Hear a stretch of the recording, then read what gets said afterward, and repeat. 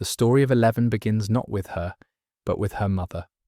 Terry Ives volunteered for what she believed were harmless college experiments in the summer of 1969, unaware that Dr. Martin Brenner was conducting trials with LSD and sensory deprivation. Unknown to Terry at the time, these experiments were part of the CIA's MKUltra program, designed to enhance human psychic abilities. The young college student needed money and thought she was contributing to scientific progress. What she actually contributed was her unborn child's future. Dr. Martin Brenner, the director of Hawkins National Laboratory, and a scientist whose curiosity had long since eclipsed his ethics, recognized something in Terry's brain scans during those summer sessions. The drugs and sensory deprivation had unlocked something, a latent psychic ability that manifested in small but measurable ways. When Terry discovered she was pregnant in early 1970, Brenner saw not a complication, but an opportunity. If the mother had been affected by the experiments, what might the child possess? On an unknown date in 1971, Terry Ives gave birth to a daughter she named Jane. The delivery took place at Hawkins Lab under Brenner's supervision, ostensibly to monitor any effects the experiments might have had on the pregnancy. But when Terry woke from the sedation, the doctors told her the baby had been stillborn. There had been complications, they explained. The child had not survived. They showed her a birth certificate marked with a death notation.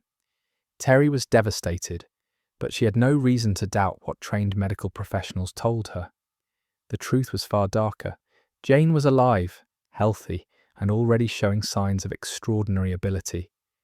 Brenner had orchestrated the entire deception, falsifying records and removing the infant from her mother's arms before Terry ever had a chance to hold her. In the classified wings of Hawkins Lab, baby Jane became subject 11, the 11th child in Brenner's program to develop psychokinetic weapons for the United States government. Terry Ives would spend years trying to prove her daughter was alive. She hired lawyers, confronted the lab, and even attempted an armed rescue in 1974. The attempt failed. During her infiltration of the facility, she briefly saw Jane, now a toddler designated as 11, before guards subdued her. The punishment for this intrusion was severe. Brenner authorized electroshock therapy that left Terry in a permanent catatonic state, her mind trapped in an endless loop of the last moments before the seizure. She would spend the rest of her life in this vegetative condition, cared for by her sister Becky. Unknown to anyone at the time, these tragic events would one day drive her daughter's determination to prevent others from suffering similar fates. Within the sterile corridors of Hawkins Lab, young Jane grew up knowing nothing of her mother's sacrifice or her real name. She knew only the number tattooed on her inner wrist and the man who insisted she call him Papa. Dr. Brenner cultivated a carefully controlled relationship with his subjects, positioning himself as both authority figure and protector. He was never cruel in the conventional sense. He rarely raised his voice, but his control was absolute, and his expectations were clear. The children existed to develop their abilities and to use those abilities as directed. 11 was not alone in her captivity. Throughout the 1970s and early 1980s, Hawkins Lab housed numerous children designated by numbers. 8, whose real name was Kali Prasad, could create realistic illusions. 2 possessed telekinetic abilities similar to 11's, though less powerful. Each child had been identified through various means, through government experiments like Terry's, through genetic screening, or through reports of unexplained phenomena. All had been separated from their families and brought to the lab before they were old enough to remember another life. The daily routine at Hawkins Lab followed a rigid structure. The children lived in sparse, numbered rooms. They wore identical hospital gowns. They ate meals in a communal area under constant supervision. Most significantly, they spent hours each day in what Brenner called the Rainbow Room, a large chamber where they practiced using their abilities. Here, under the watchful eyes of Brenner and his staff, the children learned to move objects with their minds, to spy on distant locations, and to push their powers beyond natural limits. For 11, these training sessions revealed both her extraordinary potential and the heavy cost of using it.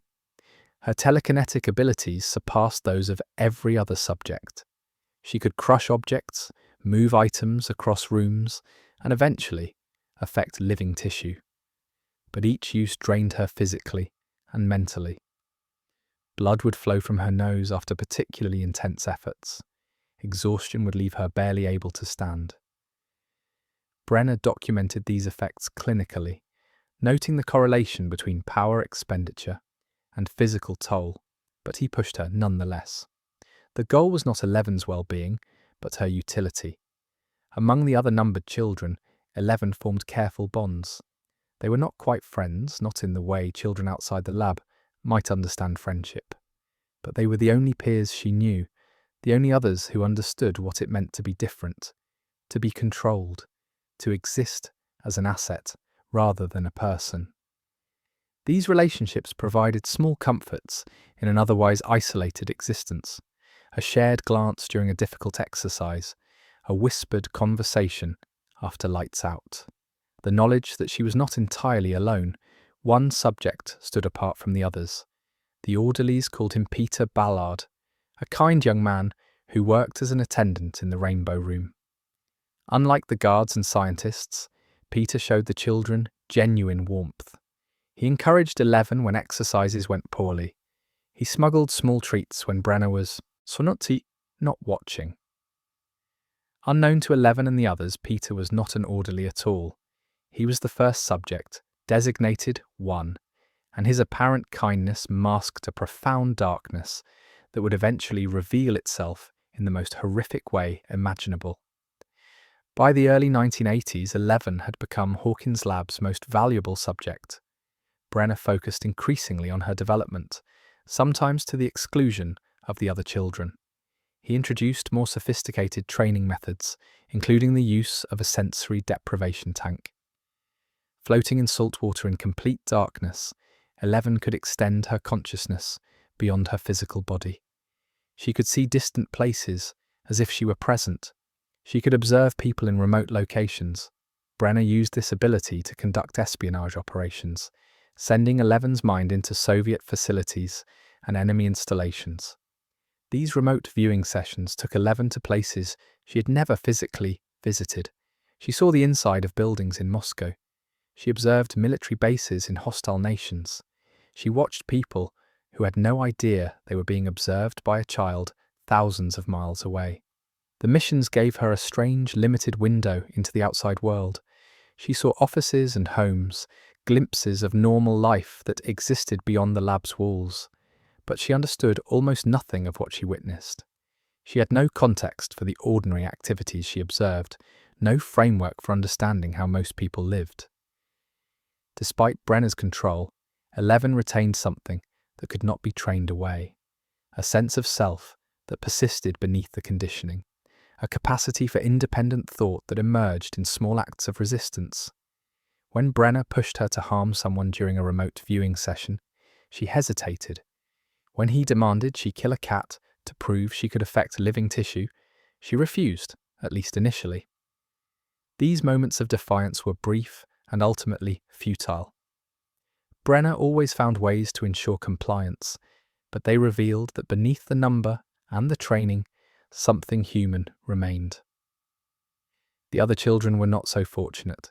In September 1979, an event occurred at Hawkins Lab that would haunt 11 for the rest of her life, though her memory of it would be suppressed for years. On that day, Henry Creel, the subject known as 1, manipulated 11 into removing the device Brenner had implanted to suppress his abilities. Once free, Henry revealed his true nature. He slaughtered every other child in the facility, using his powers to break their bones and crush their bodies. Only 11 survived the massacre. In the confrontation that followed, she overpowered him and sent him through a tear in reality to a dark dimension that would come to be known as the Upside Down. Brenner told 11 that she had saved everyone, that she was a hero, but he also suppressed her memories of the event, of Henry, of what she had done. This amnesia would protect her from trauma in the short term, but would leave her vulnerable to manipulation. She remembered only that there had been other children and that they were gone. The Rainbow Room stood empty after that day. 11 continued her training alone, the sole remaining subject in Brenner's program. By November 1983, 11 had become what Brenner had always intended her to be, a weapon of unprecedented capability. But she was also something he had not anticipated. A 12-year-old girl with desires beyond following orders. She had seen glimpses of the outside world through her remote viewing. She had formed the concept, however vague, that another kind of life might exist. She did not have the language to express longing or hope, but she felt these things nonetheless. The routine continued. Wake, eat, train, perform missions, sleep. Brenner remained her constant overseer, speaking to her with false warmth and genuine pride in her accomplishments. The guards watched her with fear and fascination. The scientists recorded every measurement of her abilities. To everyone at Hawkins' lab, 11 was simultaneously the most valuable and most dangerous asset in American intelligence. Little did Brenner know that his greatest achievement was on the verge of slipping beyond his control forever. In November 1983, Dr. Brenner made a decision that would tear open reality itself. He ordered 11 to make contact with a creature during one of her remote viewing sessions. What she found in that dark void was unlike anything she had encountered before. It was a predator from another dimension, and the moment she touched it, she created a rift between worlds. The session began routinely enough. 11 entered the sensory deprivation tank, submerging herself in salt water as she had done countless times. Floating in darkness, she projected her consciousness outward, searching for the target Brenner had described. But instead of finding a Soviet operative or an enemy installation, she encountered something that existed beyond the normal boundaries of space. The creature stood in a vast emptiness, a realm of decay and shadow. When her astral form approached it, the thing turned toward her. It had no face, only a mouth that opened like a flower of teeth. 11 recoiled, but it was too late. The creature reached through her psychic connection, following her consciousness back to its source. In the sensory deprivation tank at Hawkins' lab, 11 screamed. The lights flickered, equipment exploded, and on the wall of the tank room, reality itself cracked open. A tear formed in the concrete and steel, a wound between dimensions that pulsed with an otherworldly energy. Through this gate, the barrier between Hawkins, Indiana, and the dark realm beneath it ceased to exist. The creature, which would later be called the Demogorgon, passed through this opening into the physical world. Chaos erupted in the facility. Alarms blared. The Demogorgon, driven by hunger and predatory instinct, attacked the nearest scientists. Brenner ordered the lab into lockdown, but the creature moved through the corridors with terrifying speed. In the confusion, 11 saw something she had never seen before. An open door, an unguarded hallway, a path to escape. She ran. Blood still streaming from her nose, wearing only a hospital gown, she fled through corridors she had only glimpsed during supervised movements. Behind her, screams echoed as the facility descended into pandemonium. Guards rushed past her, focused on the greater threat of the Demogorgon. She reached an exit and emerged into the cold November night, feeling rain on her skin for the first time she could remember. The forest beyond the lab stretched dark and endless. She ran into it without looking back. For 11, the outside world was a sensory assault she had no framework to process. Rain soaked through her thin gown. Wind cut against her skin. The ground beneath her bare feet was uneven and painful. She had seen forests during remote viewing sessions, but experiencing one physically was entirely different. She was cold, hungry, and terrified, but she was also, for the first time in her life, free. She wandered through the woods for hours, eventually finding her way to a small diner on the outskirts of town. Benny's Burgers was closed for the night, but the owner, Benny Hammond, was still inside cleaning. When he saw the shivering, bloody child at his back door, his first instinct was kindness. He brought her inside, gave her warm food, and tried to understand where she had come from. 11 could barely speak. Her vocabulary was limited to simple words and phrases, and she had never learned to engage in normal conversation. But Benny recognized fear and exhaustion when he saw it. Benny Hammond was a good man. He fed 11, gave her dry clothes, and tried to contact social services to help the clearly traumatized child. But his kindness would be his death. When he made the call, it was routed to Hawkins' lab. Within hours, agents arrived at the diner. They did not come to help 11. They came to retrieve her and to eliminate any witnesses to her existence. Benny died in his own restaurant, murdered by a government operative posing as a social worker, while 11 hid in the back room, listening to the gunshot that ended his life. Fleeing the diner before the agents found her, 11 returned to the woods. It was November 6, 1983, the same night that Will Byers vanished while riding his bike home from a friend's house. Unknown to anyone at the time, these two events were intimately connected. The Demogorgon had also escaped the lab and was hunting in the same woods. Will became its victim, dragged through a temporary tear into the Upside Down. And 11, the one who had inadvertently opened the gate that let the monster through, was about to meet the people who would help her understand what friendship meant. She encountered them during a rainstorm.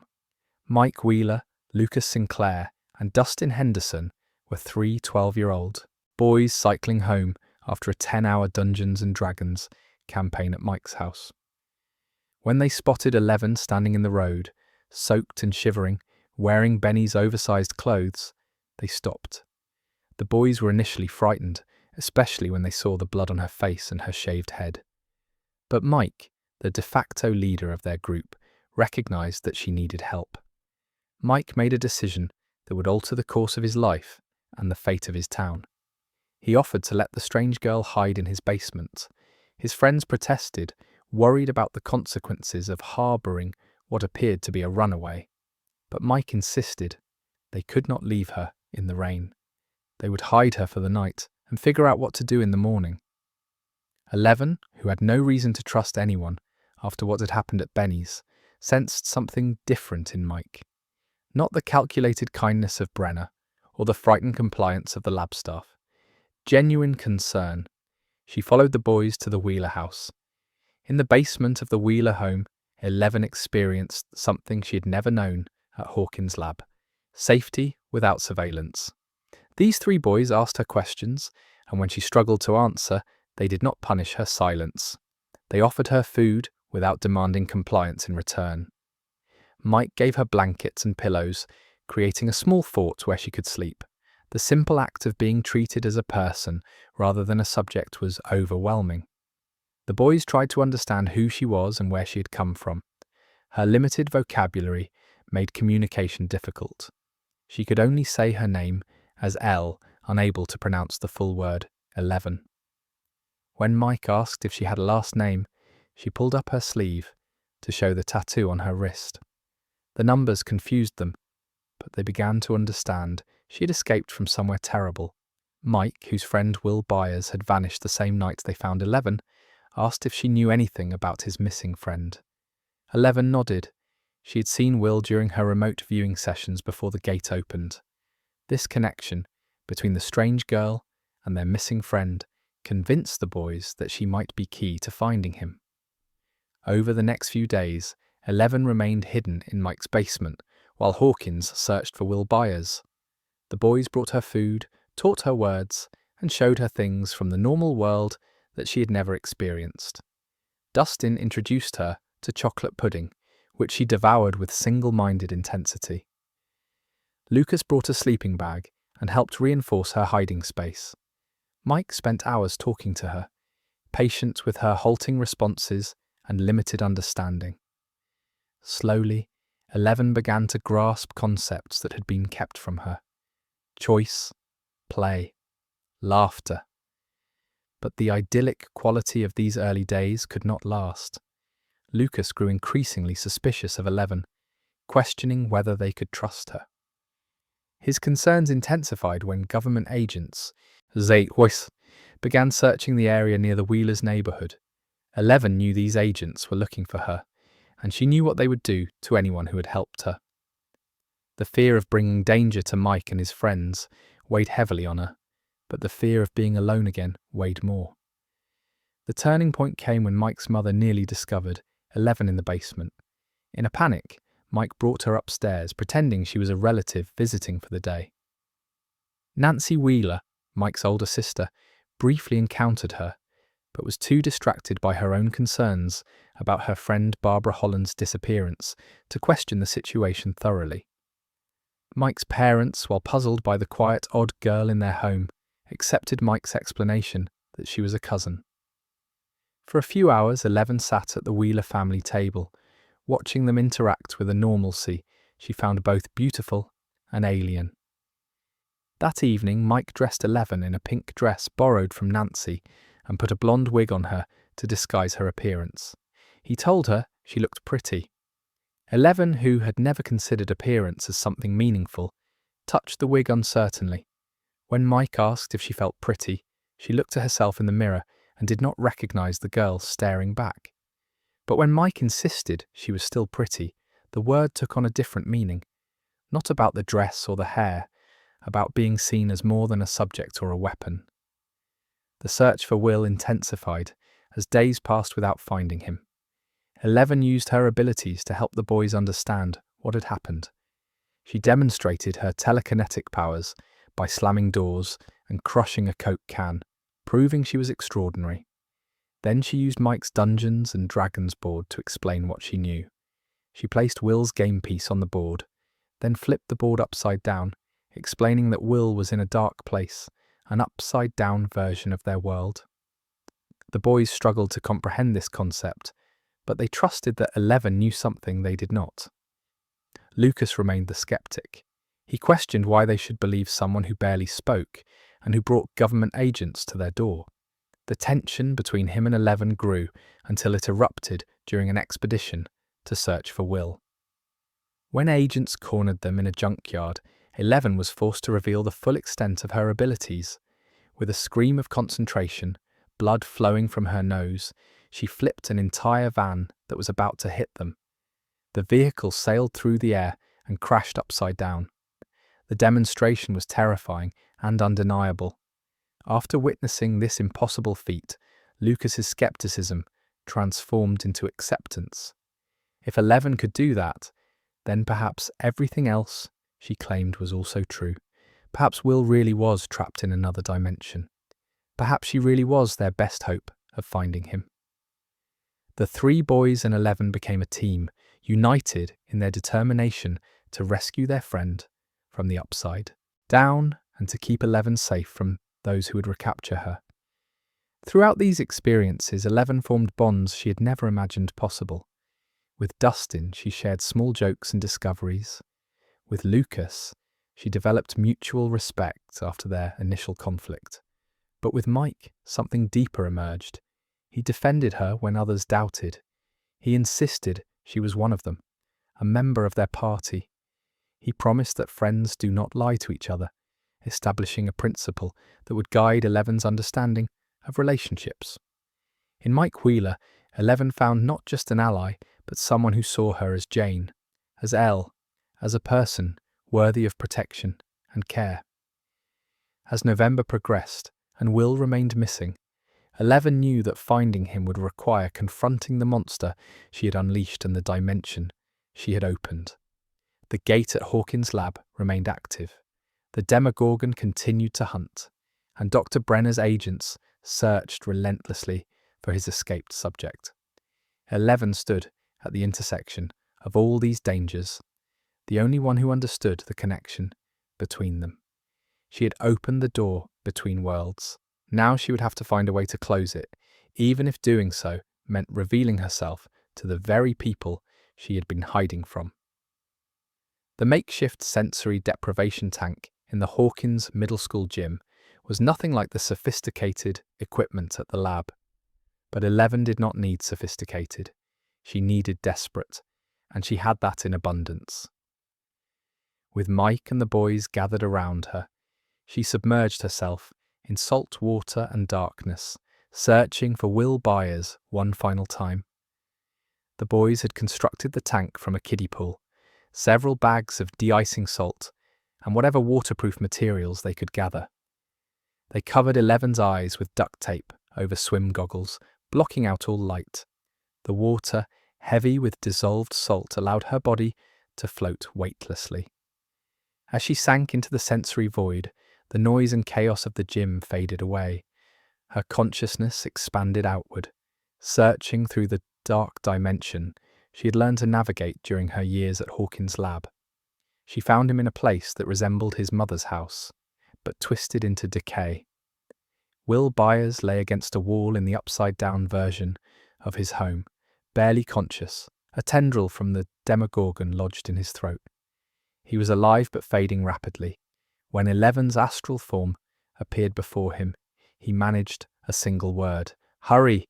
She pulled herself from the trance, gasping, and told the boys where to find their friend. They had the location. Now they just needed to survive long enough to mount a rescue. But survival was about to become significantly more complicated. Outside the school, government vehicles surrounded the building. Dr. Brenner had finally tracked his escaped subject to Hawkins Middle School, and he had brought an army to retrieve her. As 11 emerged from the pool, agents poured into the gymnasium.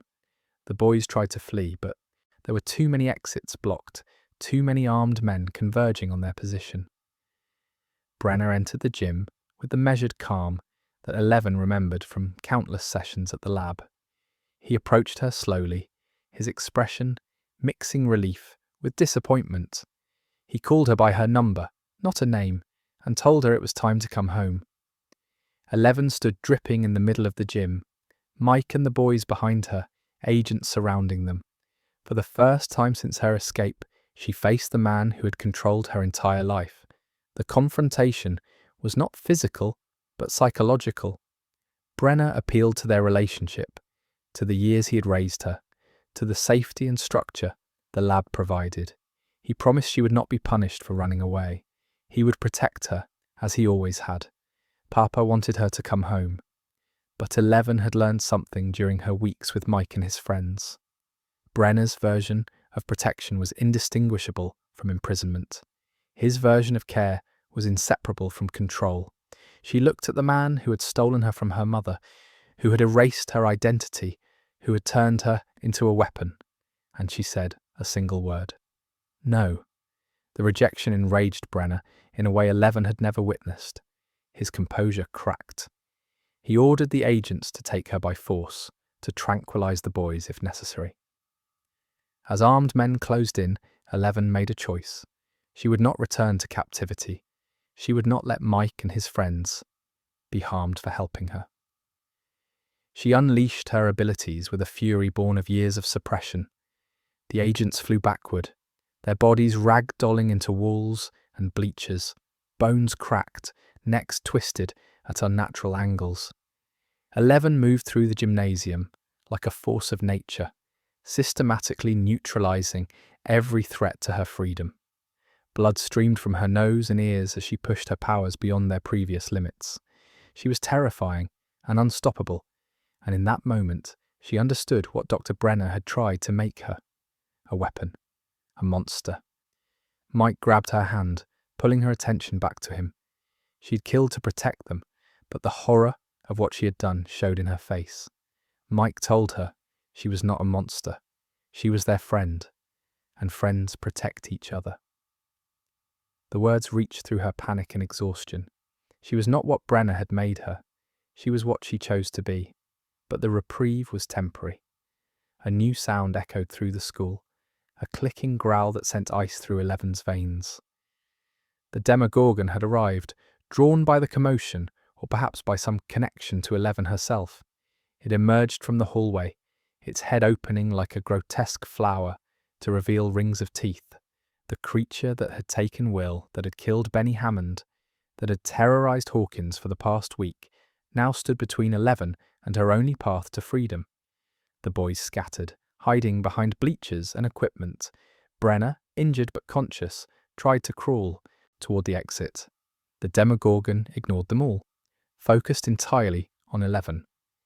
She faced it alone in the center of the gym, the monster she had accidentally released into the world. Blood still flowing from the effort of fighting the agents, she gathered what remained of her strength. The battle was brief but devastating. 11 screamed, channeling everything she had into destroying the creature.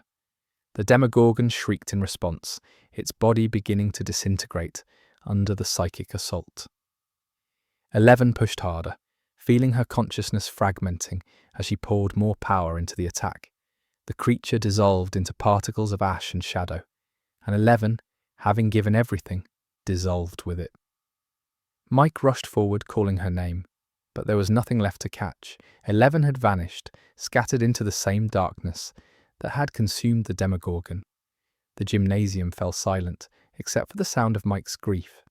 To everyone present, it appeared that 11 had sacrificed herself to destroy the monster and save them all. She was gone, presumed dead. A hero who had given her life for people she had known for barely a week. The truth was more complicated. 11 had not died but had been pulled into the upside down, the dimension she had torn open.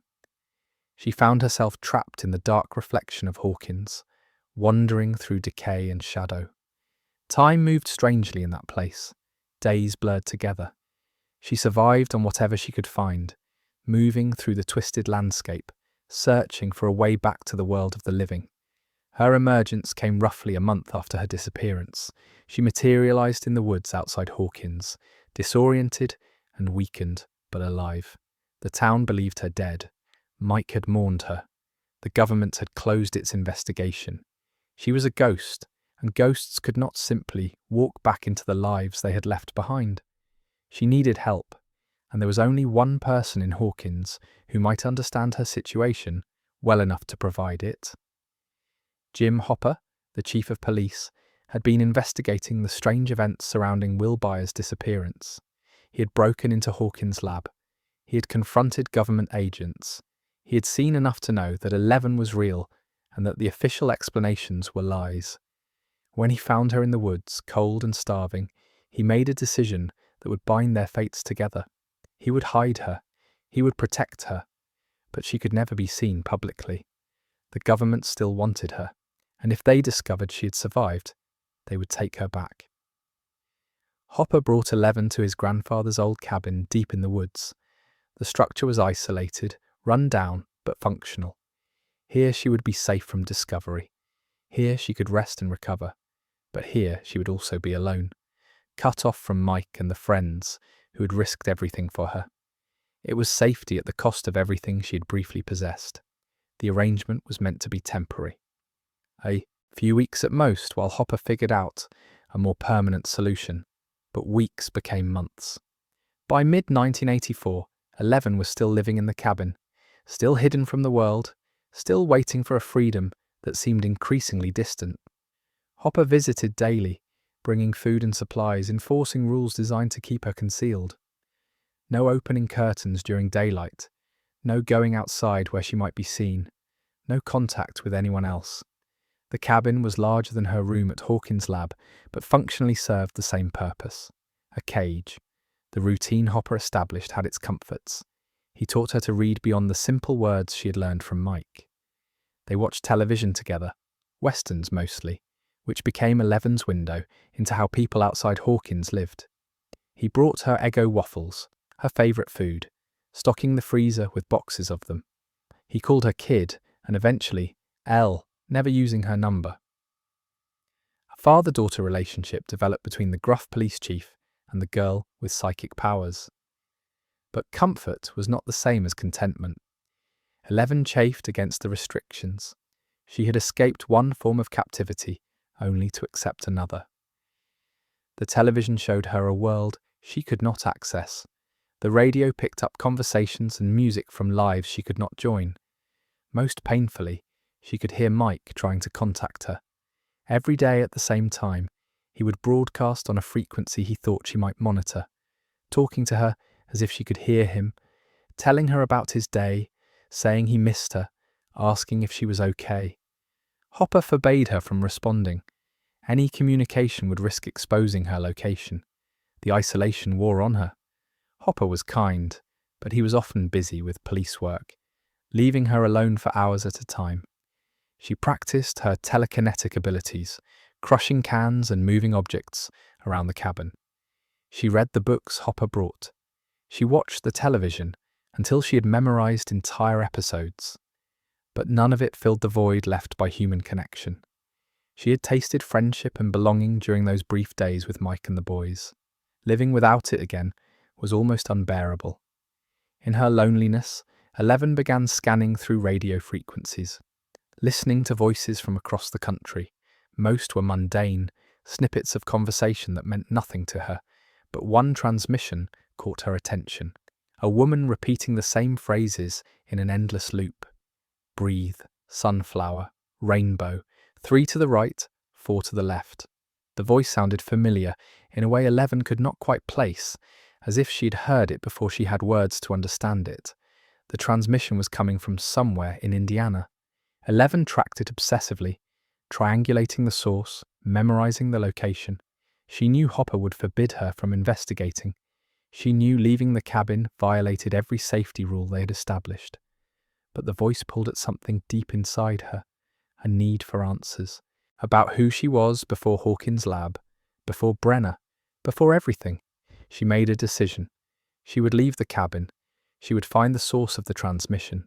She would discover what, if anything, existed of her life before she became 11.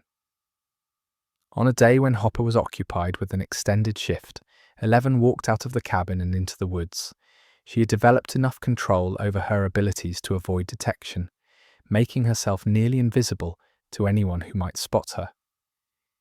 She hitchhiked to the address she had traced, a small house in a quiet neighborhood.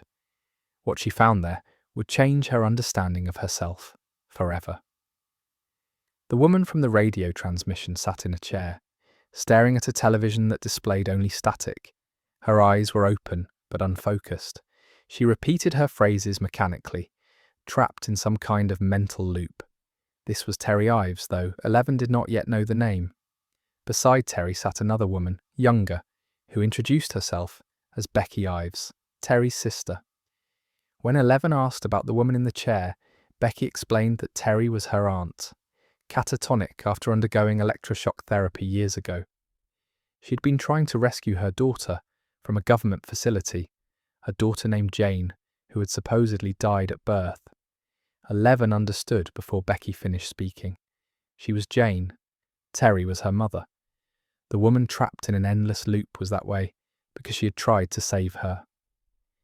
11 approached Terry carefully, reaching out with her mind, trying to connect with the consciousness trapped behind the static. What she found was a nightmare of memories, fragmented and repeating. She saw herself as an infant being torn from Terry's arms. She saw Brenner's face explaining that the baby had died. She saw Terry's desperate attempt to break into the lab. And she saw another girl, another numbered child with the power to create illusions. 8. Kaylee. The connection broke, leaving 11 overwhelmed with grief and rage. She had been stolen. Terry had fought for her. Everything Brenner had told her was a lie built on other lies. She stayed with Becky for a short time, learning what little her aunt could tell her about Terry's life before the experiments, about her real identity as Jane Ives. But the information only created more questions. Who was Kaylee? Where was she now? And what had happened to the other children from the lab?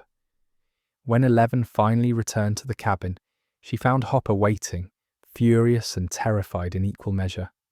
She had violated his trust, risked her safety, and put herself in potential danger from government agents who still monitored for any sign of her. But she had also found something he could not give her, a piece of her identity, a name that belonged to her before she became a number. As they argued and eventually reconciled, both understood that their arrangement could not continue unchanged. 11 was not a child to be locked away for her protection.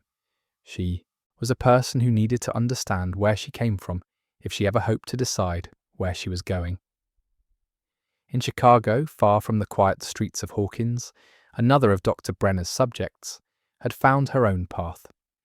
Kali Prasad, known as 8, used her power to create illusions, and she had decided to use that power for revenge. When 11 tracked her down in October 1984, she found not just a fellow experiment, but a vision of who she might become if anger guided her choices. The journey to Chicago began with an address 11 had glimpsed in her mother's fragmented memories. Terry's mind had shown her images of another numbered child, a girl with dark eyes who could make people see things that were not there. 8. Kali. The memory included a location, a place in Chicago where Kali might be found. 11 knew Hopper would never approve of her leaving, so she simply left. She had spent enough time in cages, literal and metaphorical. She needed answers, and she needed to find them on her own terms. Chicago overwhelmed her senses. The city was everything Hawkins was not, massive and loud, and filled with people who moved with purpose she did not understand. She navigated the urban landscape, using her abilities, reading street signs and asking directions when necessary. Her limited social skills made these interactions awkward, but desperation pushed her forward. After hours of searching, she found the address from her mother's memory, a decrepit warehouse in an industrial area. Inside, she discovered Kali and her makeshift family. The group consisted of 5 people, all outcasts or criminals, bound together by their shared anger at a society that had discarded them. Funshine, Axel, Mick and Dottie welcomed the strange girl, with the shaved head, cautiously, until Kali emerged from the back room. Recognition flashed across her face. She knew immediately what 11 was. Another survivor of Hawkins' lab, another numbered child, a sister. Kali embraced 11 with a warmth that surprised them both. In the years since escaping the lab, Kali had built a life based on a simple philosophy. The people who had hurt them, the men and women who had participated in Brenner's experiments, deserved to be punished. She used her illusion powers to track down former lab employees and make them pay for their crimes. It was justice, she explained, not murder. They were simply balancing the scales. The gang accepted 11 into their circle with surprising ease. They saw her telekinetic abilities not as frightening, but as useful. Dottie, the only other woman in the group, took particular interest in transforming 11's appearance. She cut and styled her hair, applied dark makeup around her eyes, dressed her in punk clothing that made her look dangerous rather than vulnerable. When 11 looked in the mirror, she barely recognized herself. Kali told her she looked bitchin', a word 11 added to her growing vocabulary with pride.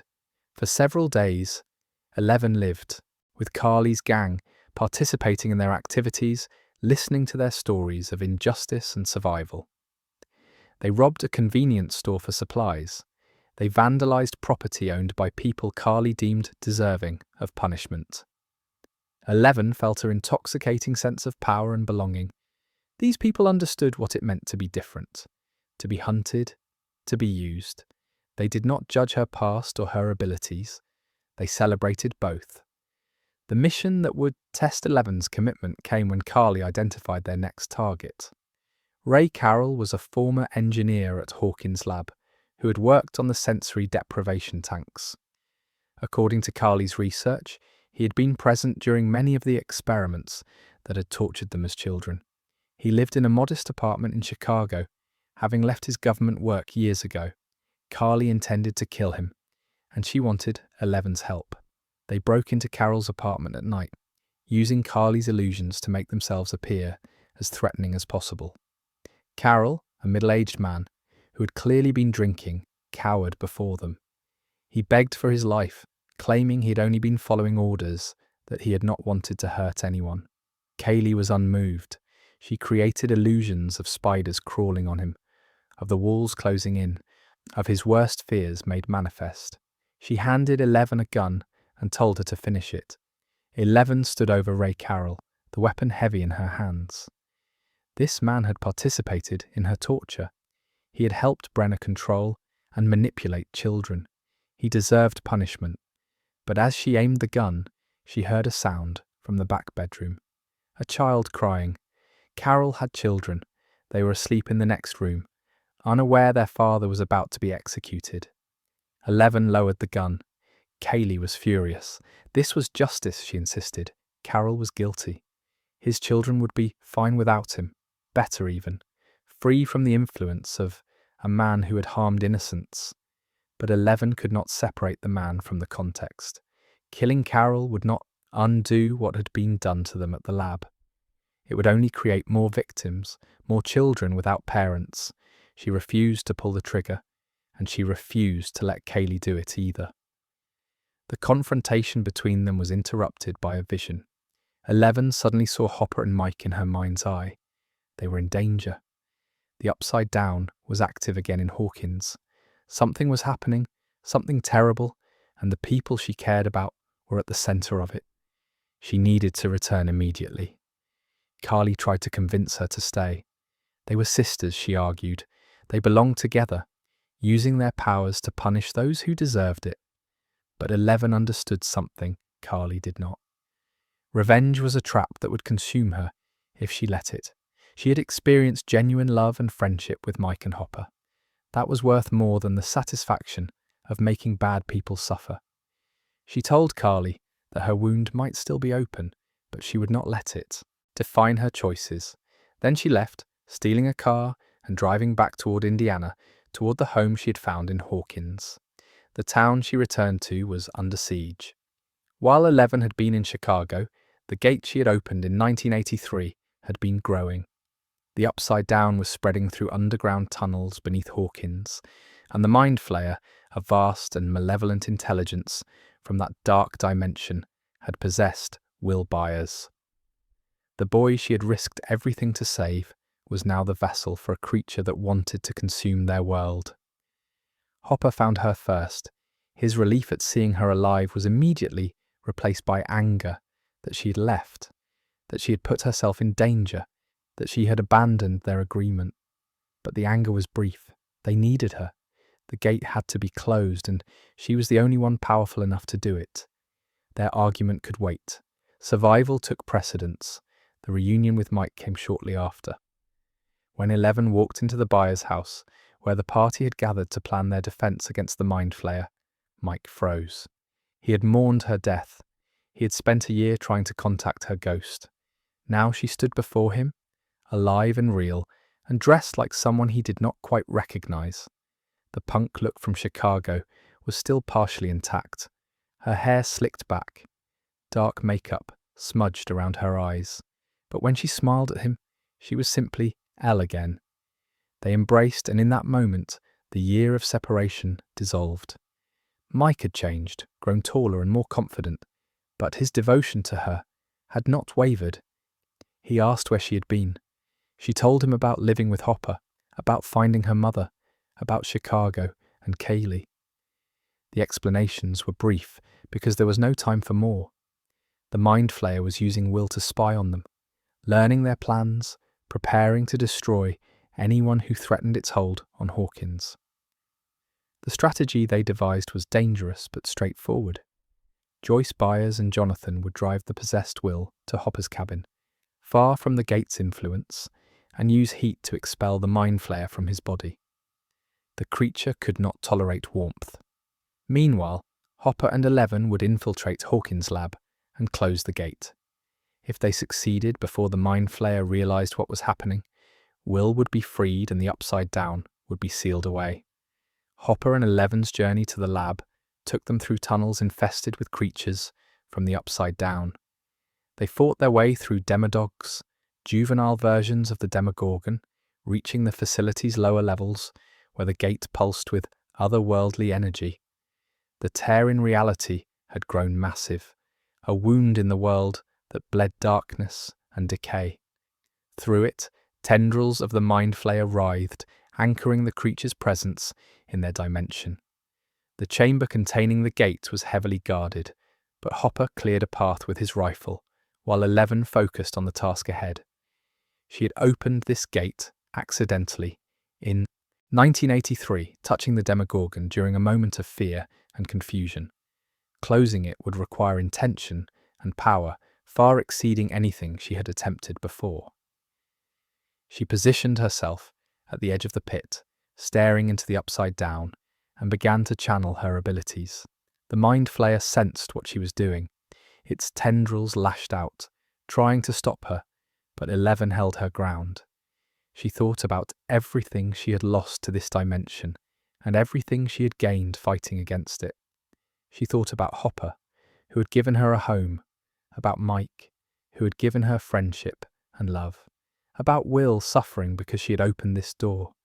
She gathered all of it, the love and the loss and the determination, and she screamed. The gate responded to her will. The tear in reality began to contract, pulling back on itself like a wound healing. The Mind Flayer fought against the closure, its tendrils thrashing violently, but 11 pushed harder. Blood flowed from her nose and ears, her muscles strained with the effort. Behind her, Hopper shouted encouragement, his voice barely audible over the roar of colliding dimensions. She felt her consciousness stretching to its limits, threatening to fragment, as it had when she destroyed the Demogorgon. But this time, she did not let go. She pushed through the pain and exhaustion until finally, with a sound like thunder, the gate sealed shut. The chamber fell silent. The tendrils withdrew. The darkness receded. 11 collapsed, utterly spent, and Hopper caught her before she hit the ground. They had succeeded. The gate was closed. The Upside Down was once again separate from their world. And in the Byers cabin, Will Byers convulsed as the Mind Flayer was forcibly expelled from his body, unable to maintain its hold without the connection to its home dimension. The aftermath brought changes for everyone involved, but especially for 11. Hopper began the process of officially adopting her, navigating the legal complexities of giving an identity to someone who technically did not exist. She would be Jane Hopper, his daughter in both name and practice. The cabin would remain their home, at least for now, but the isolation would end. She could attend school eventually. She could have a normal life, or as close to normal as someone with her abilities could achieve. The celebration of their victory came in the form of the Snowball, a school dance held at Hawkins Middle School on December 15th, 1984. Mike had invited 11 weeks earlier, not knowing if she would be alive to attend. Now, dressed in a blue dress that Joyce had helped her choose, her hair grown out enough to style normally, she walked into the decorated gymnasium on Hopper's arm. The lights and music and crowd of teenagers were overwhelming, but Mike was waiting for her. They danced together, swaying to the music, surrounded by their friends and classmates, but aware only of each other. For 11, who had spent her childhood in a lab and her adolescence in hiding, the experience was almost surreal. This was what normal teenagers did. They dressed up. They danced. They were allowed to simply exist without fear or purpose beyond enjoying the moment. Mike kissed her gently, and she kissed him back, and for that brief time, the Upside Down and the Mind Flayer and all the darkness that had defined her life seemed impossibly distant. But peace in Hawkins was always temporary. Outside the school, in the dark realm that existed beneath their world, the Mind Flayer watched through the barrier 11 had created. It could not reach through the gate anymore, but it was patient and vast and malevolent. It had been expelled from Will Byers and banished from Hawkins, but it was not destroyed. It waited in the Upside Down, already beginning to formulate a new plan, a new invasion, a new attempt to break through the barrier and consume the world that had rejected it. The Mind Flayer had time, and it had learned from its failure. When it returned, it would not underestimate the girl with the shaved head and telekinetic powers. Next time, it would be ready for her. Summer 1985 brought something Hawkins had never seen before. Starcourt Mall represented modernity and consumerism arriving in the small town, a monument of neon lights and food courts and stores selling everything teenagers could want. But beneath its bright floors and cheerful displays, the Russians were drilling into the earth, attempting to reopen the gate 11 had sealed. This convergence of Soviet ambition and interdimensional horror would cost 11 more than she had ever lost before. The months following the snowball had been kind to 11. Hopper's adoption became official, making her Jane Hopper in the eyes of the law. She attended school sporadically, still adjusting to social situations, but she had friends now, and a boyfriend, and something resembling a normal adolescent life. Her relationship with Mike deepened, though Hopper's protective instincts created friction. He established rules about how much time they could spend alone together, rules that both teenagers regularly circumvented. By summer, 11 had developed a close friendship with Max Mayfield, Lucas's girlfriend, and a relative newcomer to the party. Max taught her things the boys could not, about fashion and music, and the subtle complexities of teenage girlhood. They spent hours at Starcourt Mall, shopping and eating ice cream, and doing what normal friends did. For 11, these experiences felt almost impossibly luxurious. She was learning to be a person rather than a weapon.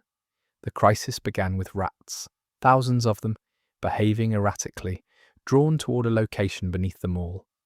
The Mind Flayer had not been idle during its exile in the Upside Down. Using the Russians' attempt to reopen the gate as a conduit, it found a new way to influence Hawkins. It could not possess people as it had possessed Will, not entirely, but it could take them partially, turning citizens into vessels called the Flayed, who served its will. Billy Hargrove, Max's older stepbrother, became the Mind Flayer's primary host. The creature used Billy to gather more victims, building an army of the Flayed in secret, while the town remained oblivious. When 11 sensed something wrong and used her powers to investigate, she discovered the truth too late.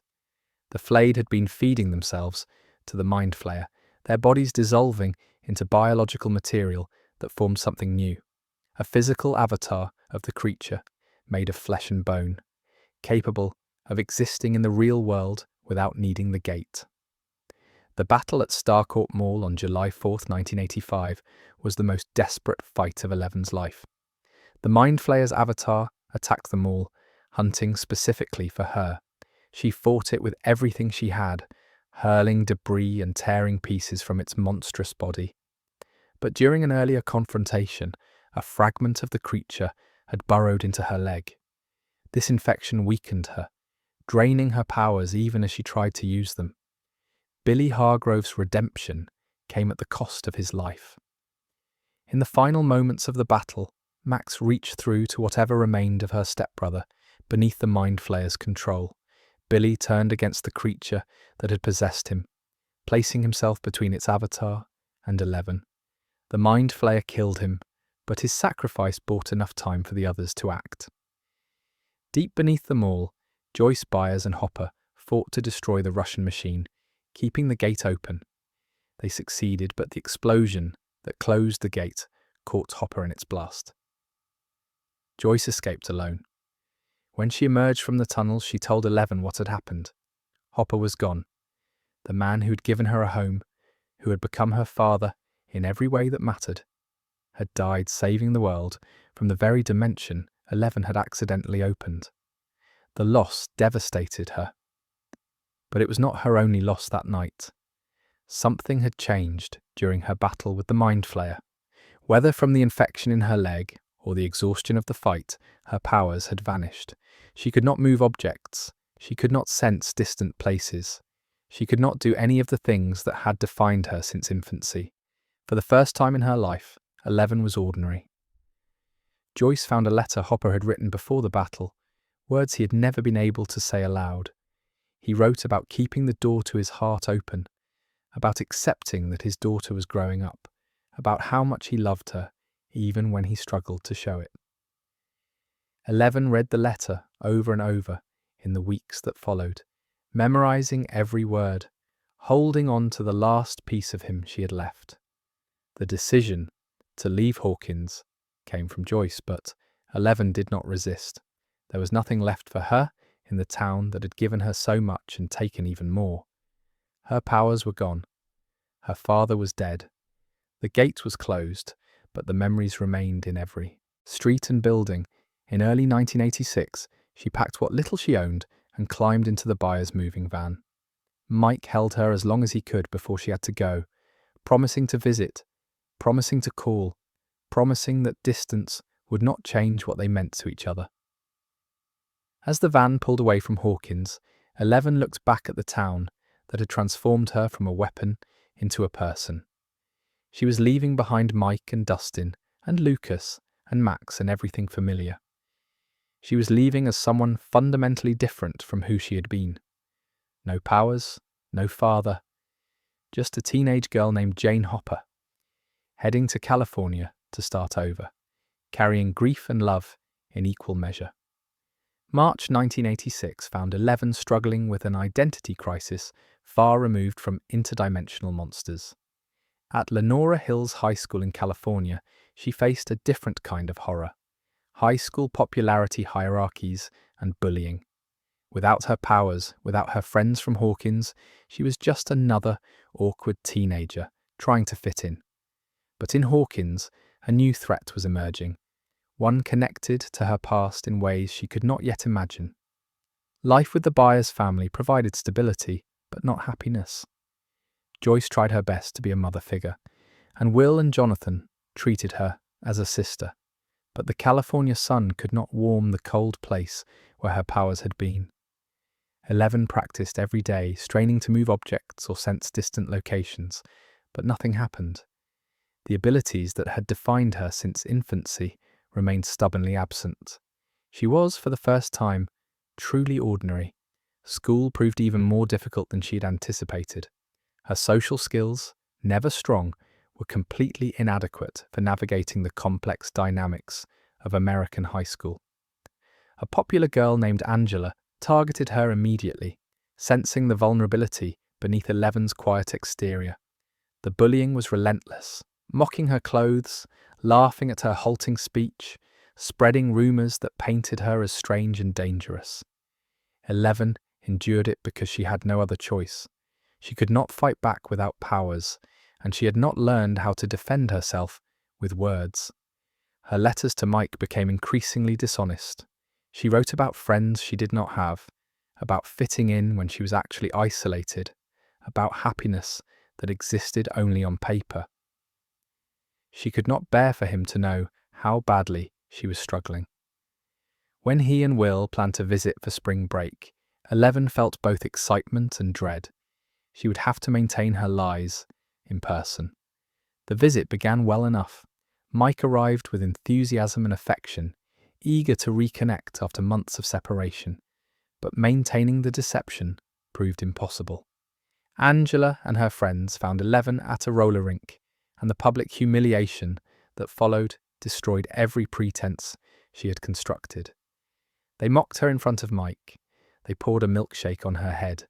They laughed as she stood dripping and mortified, unable to defend herself. Something in 11 snapped. She grabbed a roller skate from the rink floor and struck Angela in the face with it. The blood, the screaming, the chaos that followed felt almost distant, like watching someone else lose control. She was arrested, handcuffed, and taken to a police station while Mike watched helplessly. The attack would have serious legal consequences. Assault charges were filed. Her future in California, already precarious, seemed to be collapsing entirely. The intervention came from an unexpected source. Dr. Sam Owens, the government scientist who had helped cover up the events at Hawkins' lab, appeared at the police station. He had been monitoring 11's situation and had news that changed everything. People were dying in Hawkins, murdered in ways that defied explanation, their bones twisted and their eyes destroyed. The deaths bore the signature of something from the upside down, something that had survived the closing of the gate. Owens believed 11 was the only one who could stop it. He offered her a choice: come with him to a secret facility where a program called Nina might restore her powers, or remain in California and watch Hawkins fall to whatever was hunting there. It was not really a choice. Despite everything she had suffered, 11 could not abandon the people she loved. She left with Owens, beginning a journey that would force her to confront the darkest chapter of her past. The Nina Project was housed in an underground bunker in the Nevada desert. The program used a combination of sensory deprivation and memory reconstruction to help subjects access buried experiences. For 11, this meant reliving her childhood at Hawkins' lab. Every experiment, every trauma, every moment she had suppressed since 1979. The process was excruciating, but it served a vital purpose. Somewhere in those buried memories lay the key to understanding what was killing people in Hawkins. The truth, when it emerged, was more horrifying than she could have imagined. The memories revealed Henry Creel, the orderly she had known as Peter Ballard, the kind young man who had shown her compassion in the Rainbow Room. He was not an orderly at all. He was one, the first and most powerful of Brenner's test subjects, imprisoned in the lab after murdering his own family as a child.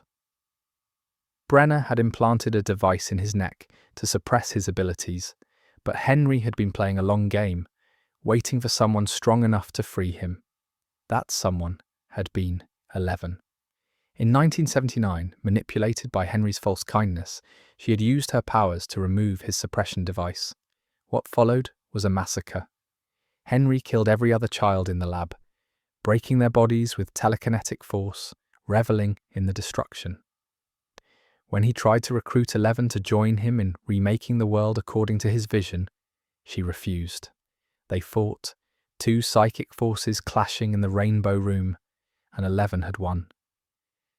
She had opened a gate with her mind and hurled Henry through it, banishing him to the Upside Down. But banishment was not death. In the dark dimension, Henry had transformed. The environment reshaped him into something monstrous, a creature of shadow and malevolence that would come to be called Vecna. For years he had waited, growing stronger, learning to reach through the barrier between dimensions to touch the minds of vulnerable people. Now he was killing again, targeting teenagers in Hawkins, using their trauma and guilt as doorways into their consciousness. His victims included Chrissy Cunningham, Fred Benson, and Patrick McKinney. His next target was Max Mayfield. The revelation unlocked something in 11. Understanding her past, accepting what she had done and why, reconnected her to the abilities that had been dormant since Starcourt. Her powers surged back with overwhelming force, but there was no time to celebrate the return. Max was dying.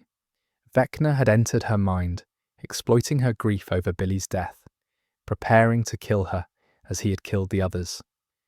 11 entered Max's consciousness from thousands of miles away, projecting herself into the psychic battlefield where Vecna held her friend captive.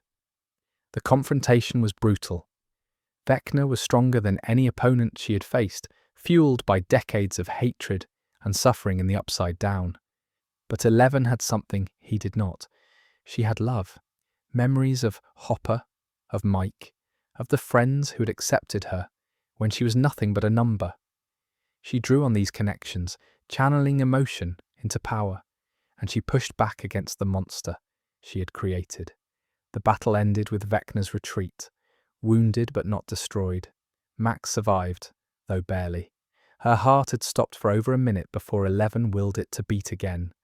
The victory was incomplete. Vecna had achieved his true goal even in defeat. 4 victims meant 4 gates, and those gates had merged into a massive rift that tore through Hawkins like a wound. The town was splitting apart, and Vecna was preparing for a final assault that would complete his transformation of the world. 11 returned to Hawkins to find devastation and an unexpected reunion. Hopper was alive. The explosion at Starcourt had thrown him into the Upside Down, rather than killing him. The Russians had captured him and held him prisoner in Siberia for months until Joyce and Murray Bauman mounted an improbable rescue. Father and daughter embraced in the ruins of their hometown, both changed by their separate ordeals, but still fundamentally connected. The family she thought she had lost was restored, even as the world around them crumbled.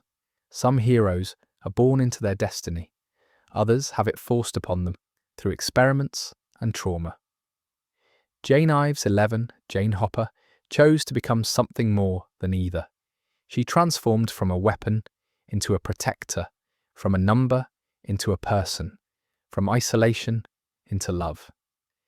The story of 11 is not finished. As of March 1986, she stands in a Hawkins that has been fundamentally transformed.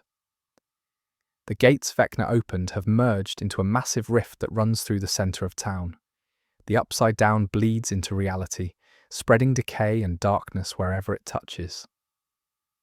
The government has evacuated most residents, claiming an earthquake caused the devastation. Only those who know the truth have remained to prepare for what comes next.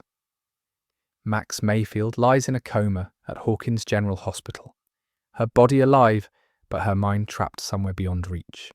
11 visits her daily, using her powers to search for any trace of consciousness within her friend. She has not given up hope that Max can be saved. She refuses to accept that her victory over Vecna came at such a permanent cost. The party has reunited for what they all know will be the final confrontation. Mike, Dustin, Lucas, Will, and 11 stand together as they did in 1983, older now and bearing scars both visible and invisible. Hopper and Joyce work alongside them, parents and guardians determined to protect their children, even as they prepare them for battle. The fight with Vecna is coming. Everyone understands the stakes. Through her journey from a number to a name, from captivity to family, 11 demonstrated that identity is not something given by others or taken by trauma. It is something created through choices. She chose friendship over isolation. She chose protection over revenge. She chose love over anger. Whatever comes next, she will face it surrounded by the family she found and the love she fought to keep.